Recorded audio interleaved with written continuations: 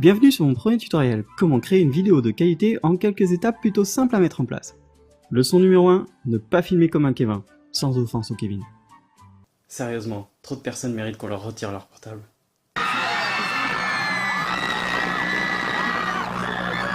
Voilà, on est dans le bon sens, mais filmer à bout de bras c'est pas vraiment le must, et la qualité elle est vraiment pas au rendez-vous. Leçon numéro 2, économise tes bras, achète un trépied.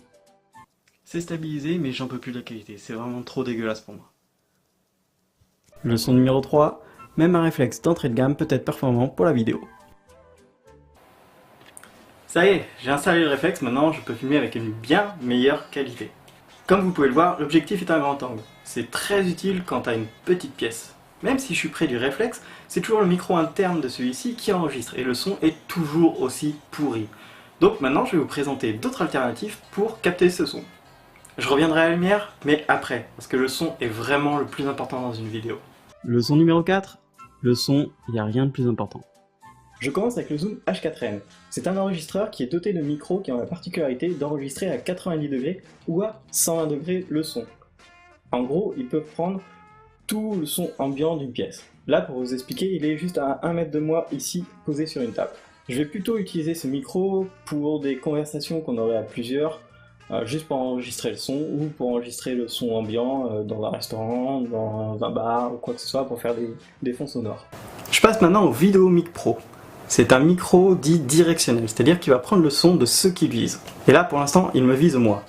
Mais si je me mets derrière, par exemple, on entendra beaucoup moins le son. Le problème de ces micros, c'est que si une pièce n'est pas insonorisée, il va prendre tous les sons, c'est-à-dire qu'il va aussi prendre toutes les réverbérations. Et ça va poser problème, on peut l'entendre.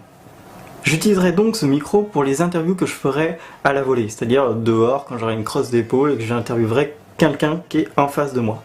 Je peux aussi utiliser ce micro avec une perche, où je pourrais mettre le micro le plus près possible de la personne. Ou je trouve un ami pour faire ça. Toi peut-être. Et maintenant, le micro-cravate. Ce micro m'a coûté 25 €. Et pour 25 €, il me donne un son impeccable. L'avantage du micro-cravate, c'est que tu peux aller où tu veux et tu auras la même qualité de son. C'est-à-dire que là, je suis devant l'appareil photo, je recule, c'est toujours pareil, j'avance, c'est toujours pareil. Donc comme je disais, je peux prendre le son de n'importe où. Là, par exemple, j'ai utilisé le H4n relié au micro-cravate. Donc, bien sûr, ici, je peux prendre le son.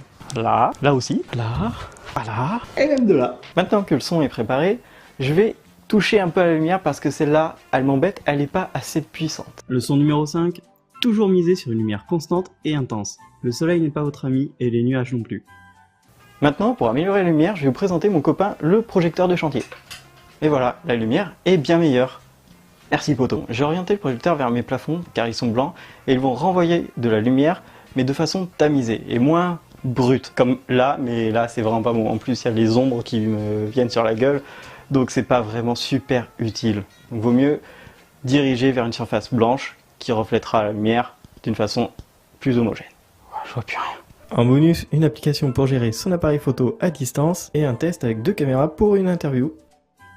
C'est une application Android et iOS où vous pouvez voir que l'on peut gérer tout ce que l'on peut faire avec un appareil photo. Là par exemple, il y a toute une liste de plein de trucs que l'on peut faire, j'ai jamais testé.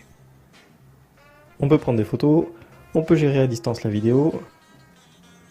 C'est l'application parfaite pour gérer tout seul l'enregistrement d'une vidéo. Une autre solution sympa, c'est de filmer avec 2 caméras pour faire une interview un peu plus dynamique. Donc il y a la caméra 1 et la caméra 2, la caméra 1 et la caméra 2. Voilà, donc la caméra 2, elle sert surtout à montrer que j'ai un truc à chat pour tenir tout mon équipement. Bah voilà, c'était pas très compliqué. Ça y est, l'image est nette, l'image est propre, la lumière est belle, le son est intelligible et ça, c'est le plus important. On a donc une bonne vidéo techniquement.